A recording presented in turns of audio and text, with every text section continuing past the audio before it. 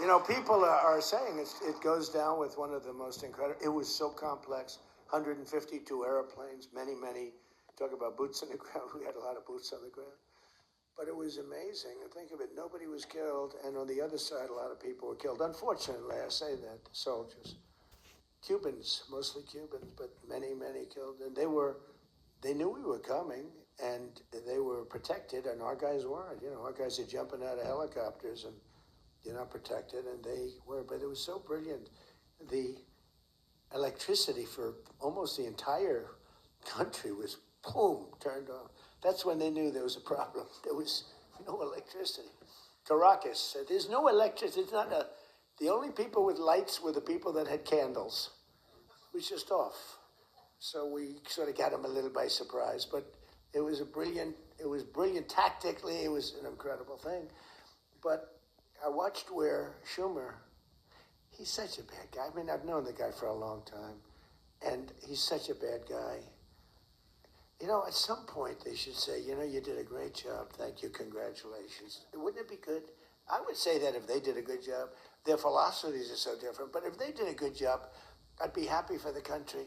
They've been after this guy for years and years and years. And, you know, he's a violent guy. He gets up there and he tries to imitate my dance a little bit. But he's a violent guy. And he's killed millions of people. He's tortured. They have a torture chamber in the middle of Caracas that they're closing up. But he's tortured people. And now what they do, the radical left, they actually have people, and it's hard to get them. They're all paid people. Most of these people are paid. You know they're paid when they have brand new, beautiful printed signs by like the highest quality printer. And you have a woman, free Maduro. And the sign is before we even did the attack. You know, free Maduro. Why do you want him freed? I don't know, but he should be free. Oh, she reads a sign. What does that say? It says free. Well, that's what I believe. And you know, you see the sign. It's like, Lisa, we should all have quality signage like that. The one thing I want their sign maker. The guy is great. He does beautiful signage. You know, the old days was better when they used to write out their own sign, wasn't it? They'd make a sign in the basement. They'd have an old broken board holding up a sign, and it's made with a magic marker, sloppy as hell, and it meant something. But today, when you have that yellow and black, they should use different colors a little bit. But the yellow is a beautiful shade of yellow. No, I want to find out who that is. I want him to work for the Republican campaign. He's much better than our guy, whoever the guy is.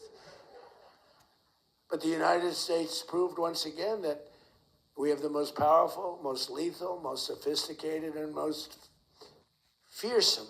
It's a fearsome military on planet Earth, and it's not even close. You know, I've been saying it for a long time. Nobody can take us. Nobody. We don't want to have it. We don't have a discussion, but you read all and you see everything else. Nobody could have done that. Nobody has our weapons.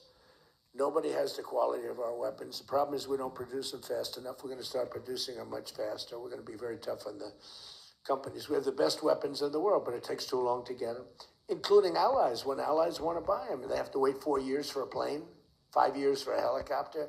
We're not letting that happen anymore. We're telling our defense contractors, you're going to start building faster. You know, guy makes... I have a big problem with it. I'm the king. I have sold more Boeings than any human being on earth. They gave me an award, Salesman of the Year. I said, what about Salesman of the in the history of Boeing? I've sold more Boeing planes than any man in history by far, probably over 1,000. Over 1,000 planes. I said, that's the good news. But why should they wait 3-4 years to get a plane? They should build them, get them immediately. The F-35s, it takes too long to get them. The Apache helicopter. I mean, I had India coming to me, sir, I've been waiting 5 years. We're changing it. We're changing it. India ordered 68 Apaches, and Prime Minister Modi came to see me. Sir, may I see you, please? Yes. I have a very good relationship with him. He's not that happy with me because, you know, they're paying a lot of tariffs now because they're not doing the oil, but they are. They've now reduced it very substantially, as you know, from Russia. We're getting rich because of tariffs, by the way. I hope everyone understands that. They hate to report. We're going to have over $650 billion poured into our country or coming in shortly because of tariffs. You know, they're finding all of these pockets of money a couple of weeks ago. Sir, we're off by $39 billion. Oh, is that good or bad? Meaning, do we have it or are we short of it? Sir, it's $39 billion that we can't account for. That means we have an extra 39. Yes, sir. I said, well, what are you saying? We just don't know where it came from. I said, check the tariff shelf. Sir, that tariff doesn't start until September. He said, no. It started about a month and a half ago. Check it. Comes back 25 minutes later. Sir, you were right. It came from tariffs. This never happened to us before, where we find plus 39 billion, not million, plus 39 billion. They were missing.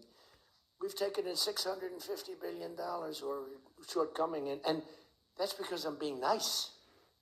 If I want to be, and we have national security because of tariffs. And frankly, we have a big Supreme Court case. I hope they do what's good for our country. I hope they do the right thing. The president has to be able to wheel and deal with tariffs. Now, if you have the right president, it's good. You have the wrong president, if you have the wrong president, nothing's good. Tariffs are the least of your problems. We found that out for 4 years. We had the worst president, did the worst job. They had the worst policy. We have to even run against these people. Now, I won't say cancel the election. They should cancel the election because the fake news will say, he wants the elections canceled. He's a dictator. They always call me a dictator. Nobody's worse than Obama and the people that surrounded Biden. Not Biden. I don't think it was Biden. He didn't know what the hell was going on, okay? The election was rigged. He had no idea what happened. He still doesn't. The auto pen. And by the way, you ought to make a big deal out of the auto pen. The auto pen was your president because most of the things were signed by auto pen. And you're not allowed to do that. I signed very little. Now I just sign everything because it's just so crazy. But like I had the other day, we elevated a general to 4 stars. I think you should sign that. That's a big deal. A general did a great job, was elevated to 4 stars. And I had the gentleman, and I signed it in front of him, held it up. You got to sign that. You can't give it to an auto pen. And you can always tell an auto pen. One thing, it has 2 little tiny dots. You know that? 2 little dots. You know what that's from? 2 pins. They go bing, bing. They're wonderful things. But you got to sign it. And the law is you have to sign it. If somebody's, telling the auto pen person, he has to be authorized by the President of the United States. Well, he wasn't. The guy barely knew the President. How many times did you speak to the President, right? He said 2. And they just spoke about the weather. It was like this. But he was never authorized to sign. And I think 95% of the things were signed by auto pen. You can tell because the auto pen is a nice plain signature and his signature's a mess. The only thing he signed was, which is nice, was Hunter's pardon. That's the only thing that we can find that he signed. Most of it he didn't sign. So somebody's sending papers to sign, and he wasn't the president. First of all, the election was rigged. You ought to have voter ID. You ought to insist on it. You ought to insist on it. Can you imagine? In California, they not only don't have voter ID, but if an official at the voting booths, which they don't have, by the way, because it's all mailed, if an official, a voting official, even asks somebody for voter ID, sir, would like to see your identification. Do you come from our country? They put him in jail for tampering with the election. Okay? We got to straighten this out before it gets too crazy. California is more corrupt than any place. California is more corrupt than Minnesota. And I won Minnesota.